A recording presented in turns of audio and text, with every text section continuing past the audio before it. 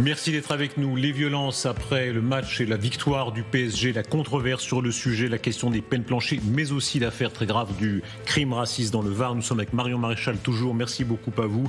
Rappelons les chiffres de ce qui s'est passé pendant 2 nuits consécutives.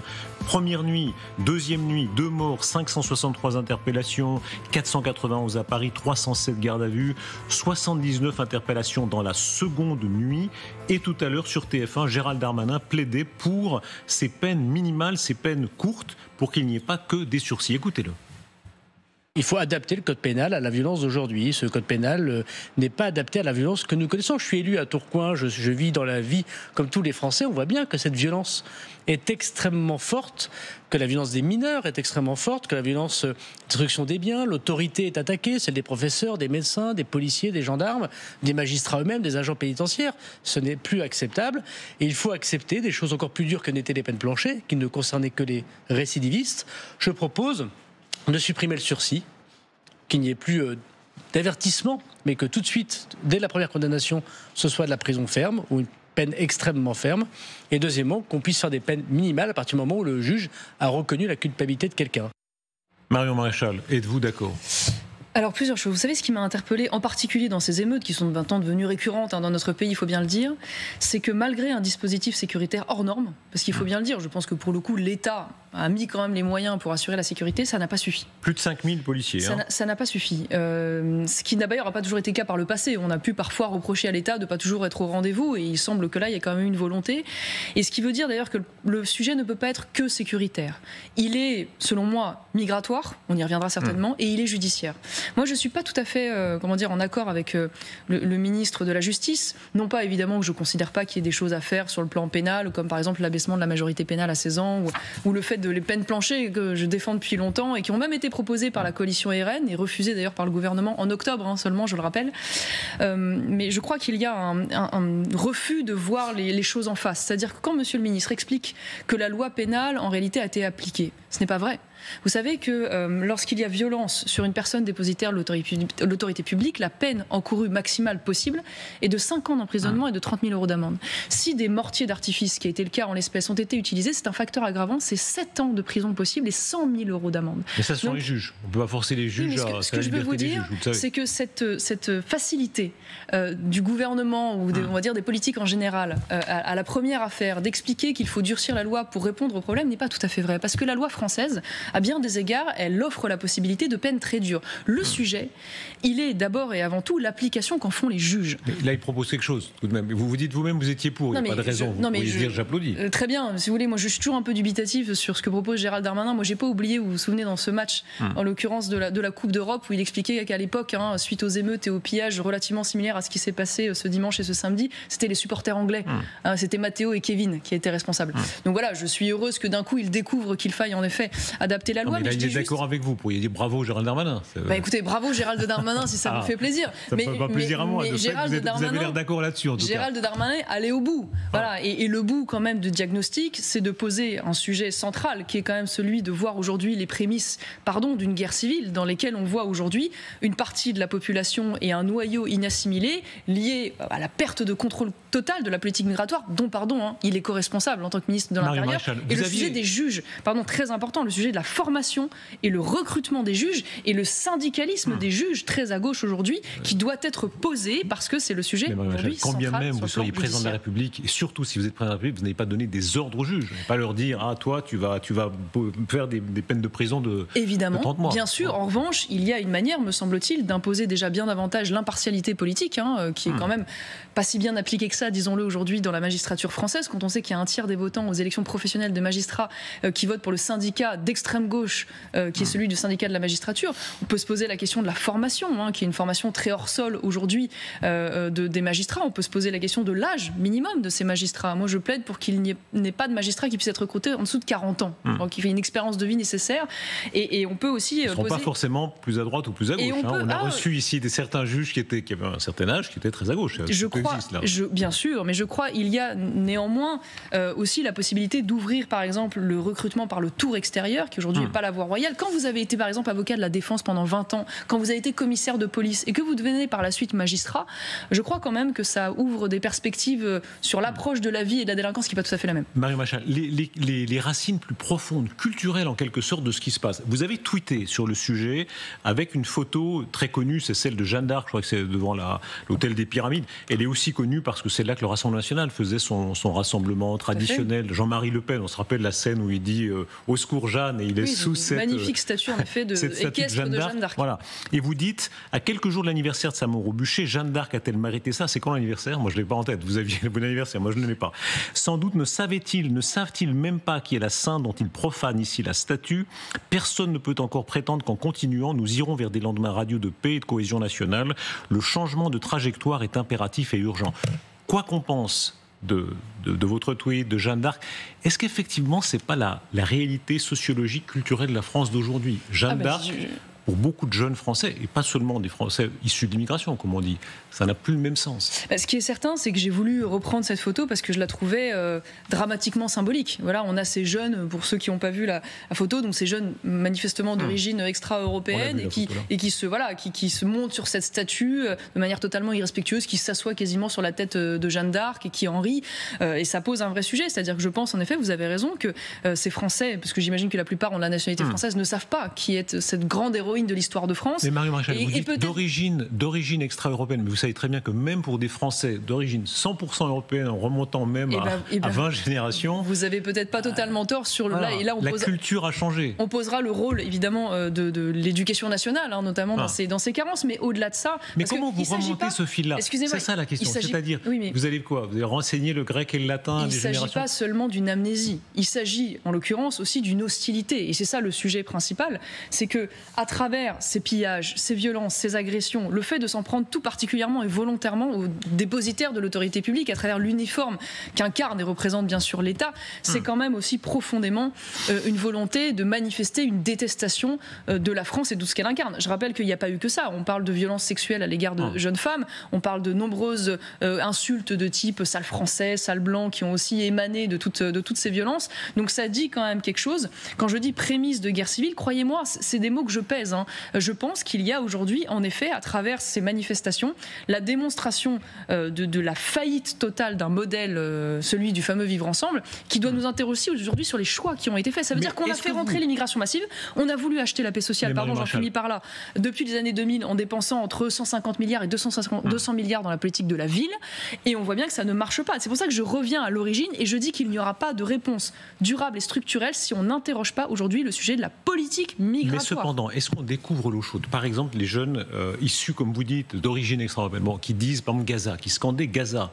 Beaucoup de ces jeunes, leurs parents, c'est d'ailleurs le patronat français des années 60, 70, etc., qui l'avait fait venir. Ensuite, il y a eu d'autres vagues d'immigration. Et qu'on soit pour ou contre, ils sont là. Vous n'allez pas les dénaturaliser, j'imagine bien. Donc ces gens, c'est vrai... Plusieurs choses. Oui. Finis juste la question. Pour beaucoup de ces familles, c'est vrai. Pour eux, leur histoire les rattache peut-être davantage, parce qu'ils sont musulmans, à ce qui se passe à Gaza que à la défense des chrétiens d'Orient.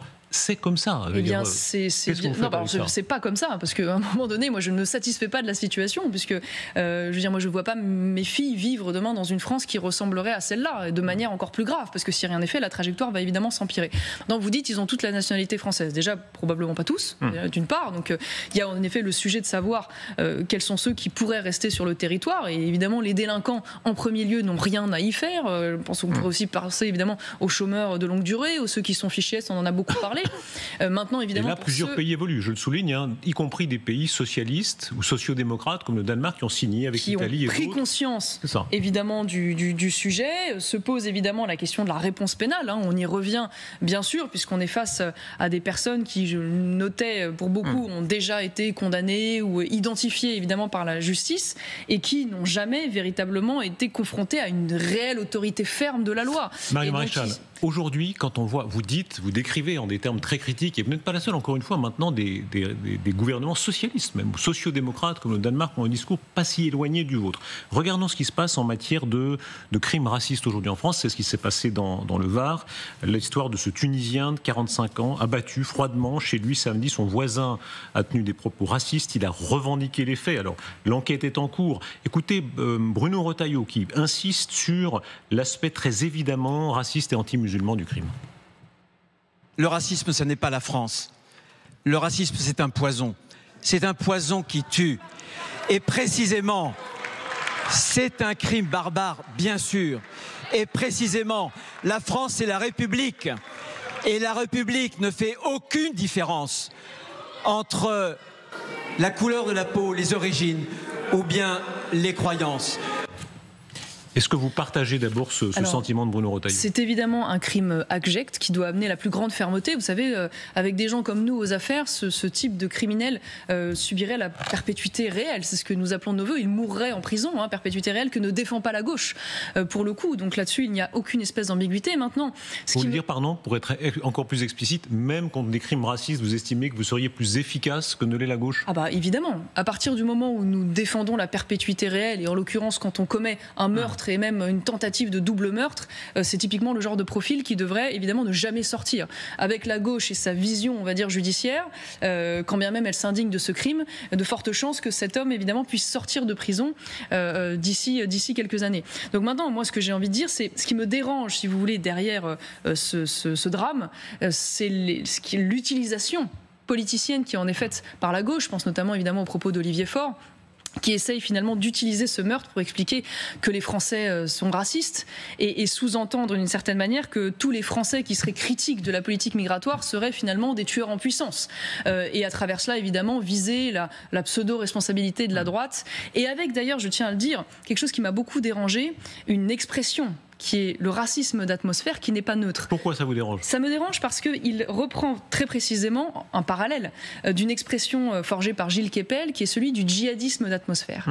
Et donc, à certains égards, il essaye de nous expliquer qu'il y aurait une forme d'équivalence entre ce crime qui est évidemment abject, comme je vous l'ai dit, et tout à fait condamnable, et qui doit conduire à la plus grande fermeté, mais qui est un crime isolé, et la menace structurelle, globale, générale, qu'est celle du djihadisme et qui a déjà coûté la vie à pas moins de 250 Français dans notre pays et fait des milliers de blessés. Mais Marie Maréchal, donc il y a quelque chose de très pervers. Le djihadisme, ça c'est autre chose, mais est-ce que vous admettez qu'il y a dans certains milieux de droite ou d'extrême droite une conception de la société qui effectivement accrédite l'idée que la race ou la couleur de peau est une question ? Mais je crois qu'aucun homme politique de droite ou autre aujourd'hui ne s'inscrit dans cette logique. Aucun homme politique ne porte la responsabilité évidemment de ce crime abject qui a pu advenir. Et moi, je condamne fermement le deux poids, deux mesures. Parce que je vois aujourd'hui l'indignation de cette gauche qui, comme je vous le dis, tente finalement de porter une forme de culpabilité sur l'ensemble de la société française et donc de nous condamner au silence et de nous interdire finalement de poser la question du sujet migratoire parce que cela égale à du racisme et donc cela pourrait conduire, c'est ce qui est sous-entendu, à des meurtres. Mais je constate que quand il s'agit de Thomas, par exemple, à la Crépole, qui meurt devant 12 témoins à coups de sale guerre et sale blanc, il faut surtout faire silence.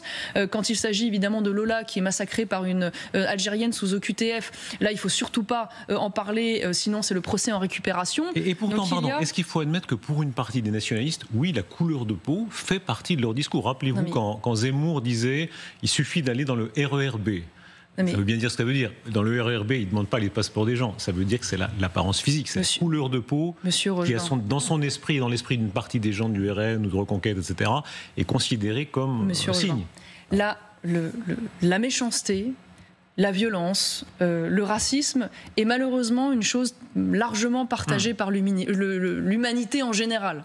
Voilà, et elle est relativement transversale et elle est condamnable d'où qu'elle vienne. Il n'y a pas d'ambiguïté. En revanche, ce qui serait mensonger, c'est d'expliquer qu'aujourd'hui, à travers ce crime, une fois de plus, sans ambiguïté, parfaitement condamnable, il y aurait une menace qui serait structurelle, comme si aujourd'hui, il y avait des hordes finalement de Français blancs qui seraient prêts à se jeter, comme laisse entendre la gauche, sur des musulmans ou des personnes immigrées. On appelait les Dupont-Lajoie dans d'autres époques. Je suis désolée de vous dire que si des crimes, bien sûr, peuvent exister, aujourd'hui, les menaces structurelles, ce qui fait donc la différence entre un fait divers, tout aussi abominable puisse-t-il être, et un fait de société, il se trouve du côté de l'islamisme, du djihadisme et de la délinquance finalement gratuite et ordinaire qui bien souvent traduit un vrai racisme anti-français. Marion Maréchal, je rappelais tout à l'heure ce moment, il y a eu ces dernières semaines des choses très importantes qui se passent quand on voit que plusieurs pays, dont l'Italie, vous êtes très proche de Madame Meloni par les idées, mais aussi des pays marqués au centre-gauche, disent il faut plus de souplesse pour envoyer les criminels étrangers. En quelque sorte, est-ce que vous commencez à être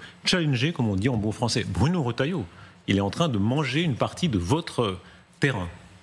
Non, mais moi je raisonne pas en ces termes, si vous voulez. C'est Politique, pas. Non, mais non, je veux dire, moi, vous savez, je vis en France, j'ai 2 petites filles en France, donc tout ce qui va dans le bon sens et contribue à ouvrir les yeux des uns et des autres me va. Et je l'ai dit d'ailleurs sur votre plateau, j'aime autant que ce soit Bruno Retailleau aujourd'hui à l'intérieur que je ne sais quel ministre socialiste qui continuerait évidemment à prendre les mauvaises décisions. Est-ce que vous reconnaissez qu'il y a un moment pénible pour le RN et pour cette sphère quand même? Marine Le Pen qui est menacée d'inéligibilité. Il y a toujours cette épée de Damoclès. La concurrence de Retailleau. La concurrence même, voilà, vous vous moquiez de lui, mais Darmanin se rapproche parfois de certaines de votre position. Tout ça fait beaucoup de problèmes les uns après les autres. Le problème de Gérald Darmanin, je vous l'ai dit tout à l'heure, c'est qu'il y a une forme quand même d'incohérence et de duplicité. Vous me parliez de l'Italie à l'instant. Vous évitez la question. Non, mais je vais vous répondre, mais j'aimerais quand même rappeler une chose, parce que Gérald Darmanin, on parlait de l'Italie à l'instant, c'est quand même l'homme qui a voulu accueillir le bateau de clandestins, l'Océan Viking, à Toulon, au moment où l'Italie, justement, durcissait l'accès à ses frontières, en critiquant fortement le gouvernement italien. Donc, moi, vous savez, j'oublie pas non plus ce qui a été fait par le passé, et les bilans ne disparaissent pas malgré tout. Et celui de Darmanin, en l'occurrence, est terrible sur le plan migratoire et sécuritaire.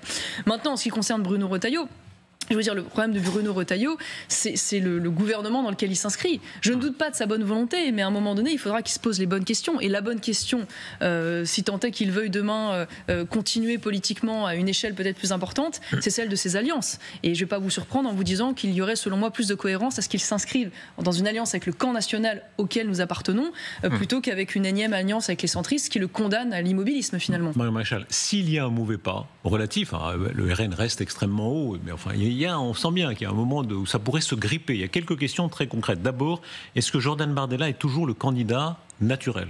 Mais Jordan Bardella n'est pas le candidat à l'élection présidentielle aujourd'hui pour le camp national. Il ne vous aura pas échappé que Marine Le Pen n'a pas renoncé évidemment à se présenter. Si Marine Le Pen ne le peut pas, est-ce qu'il est après ça le candidat naturel? Donc déjà, attendons cette décision d'appel. Il n'est pas exclu que les juges puissent enfin peut-être ouvrir les yeux sur le scandale de cette première décision et laisser les Français choisir leur candidate. Maintenant, j'ai également eu l'occasion de le dire sans embâche, si demain Marine Le Pen, fort malheureusement, était empêchée, je ne le souhaite pas, eh bien Jordan Bardella s'inscrirait comme le candidat naturel. Et pour ça, pardon, est-ce que l'idée du ticket reste la bonne idée? C'est-à-dire, dans tous les cas, un ticket, c'est assez rare dans l'histoire de la Ve République, un ticket soit Bardella-Le Pen, soit Le Pen-Bardella. Non mais les institutions se prêtent pas tellement à l'idée d'un ticket. Maintenant, s'il s'agit de savoir si Marine Le Pen, dans tous les cas de figure, d'ailleurs candidate ou pas, sera incontournable, ça me paraît évident. Maintenant, ce qu'il faut construire, quel que soit d'ailleurs le candidat qui portera les couleurs du camp national, c'est justement cette idée de coalition la plus large possible sur le modèle de Giorgia Meloni, et donc d'aller au-delà finalement du RN avec des alliés tels que nous, les alliés du DR d'Éric Ciotti, et je l'espère peut-être demain des profils tels que Bruno Retailleau. Vous ne faites pas comme si, je ne fais pas comme si. Tout le monde, tous les journalistes de France, évidemment, ont envie de voir à quel point vous êtes prêt à mordiller ou non les chevilles de Jordan Bardella. Il y a de fait possiblement une concurrence. Est-ce que non, précisément, vous venez de le dire, c'est les journalistes qui souhaitent ça. Il arrive que la réalité s'impose à tout le monde. Non, parce que je ne crois pas avoir une seule seconde entretenu l'idée d'une telle concurrence. C'est une complémentarité, une alliance. Est-ce que le fait d'être une Le Pen compte encore pour vous? Est-ce qu'en 2025 ou en 2027, ça comptera encore? Écoutez, moi je suis très fière de mon ascendance et de mon histoire. Maintenant, ça vous aura pas échappé que j'ai construit un parcours qui est à côté du Rassemblement national, à travers mon parti Identité Liberté, un parti plus libéral sur les questions économiques, plus conservateur sur les sujets de société. Mais est-ce que ça donne une légitimité? Non, je crois que le rôle que je peux apporter dans cette coalition, c'est d'aller convaincre des Français qui ne sont pas encore convaincus, notamment issus de la droite, peut-être du centre-droit, qui aujourd'hui ne se retrouvent pas absolument au sein du Rassemblement national et à qui on peut apporter aussi des solutions différentes. Donc moi, c'est ce que je tente de construire, et avec nos alliés, notamment, évidemment, aussi des conservateurs européens, qui ont le vent en poupe. Puisque vous n'aurez pas échappé que président polonais récemment élu. Ah oui, là, votre camp en Europe, ça vous réjouissez de ça? Je m'en réjouis très très fortement. Et je me réjouis même d'ailleurs à certains égards qu'aujourd'hui Emmanuel Macron ait enfin compris qu'il était incontournable d'aller voir Giorgia Meloni en Italie. Oui, je ne sais pas si on a reçu les images. Il ne s'aime pas. Je crois que c'est de notoriété à peu près publique. Je crois que c'est tout à fait réciproque. C'est aussi de notoriété publique. Alors, et d'abord, est-ce que c'est une bonne chose pour l'Europe s'ils s'entendent un peu mieux? Alors moi, je plaide depuis longtemps pour un rééquilibrage, vous savez, des rapports européens. Je crois qu'il faut faire le deuil aujourd'hui d'un moteur ou d'un couple, comme on dit, franco-allemand, qui a montré toutes ses limites, ses dysfonctionnements ces dernières années. Je crois beaucoup plus d'ailleurs en un moteur franco-italien. Je crois que nous avons beaucoup plus à faire en termes d'intérêts communs sur les questions économiques, agricoles, automobiles, avec l'Italie qu'avec l'Allemagne. Donc je suis heureuse qu'on va dire que leur inimitié personnelle puisse être potentiellement non, à mon avis, il en reste quelque chose. Mais enfin, et qu'il admette que Meloni est incontournable, y compris d'ailleurs dans le cadre des rapports avec les États-Unis et sur le dossier ukrainien où il a essayé de l'isoler sans véritablement succès, il faut bien le dire. Qui est la Mélanie française ? Ce serait un peu prétentieux, en tout cas, de pouvoir dire que je suis la Mélanie française. Tout ce que je peux vous dire, ça n'est pas Marine Le Pen. Tout ce que je peux vous dire, c'est que, en tout cas, c'est nous et ses alliés en France. Voilà. Pour le reste. Marion Maréchal. 9 juin, ce sera l'anniversaire de la dissolution. La question se poserait ou se posera, est-ce que oui ou non, après l'année que nous vivons, est-ce qu'une dissolution, logiquement, est souhaitable ? Elle serait souhaitable si on veut sortir de l'immobilisme. Voilà. Est-ce qu'elle adviendra ? J'en suis malheureusement peu convaincue parce que j'ai l'impression que ni le gouvernement ni la plupart des partis autres que le camp national n'y voient un intérêt. Mais ce qui est sûr, c'est que nous sommes dans une situation de blocage et même le passage du budget va être extrêmement complexe. Donc oui, je pense qu'il faut une dissolution. Marion Maréchal, merci beaucoup.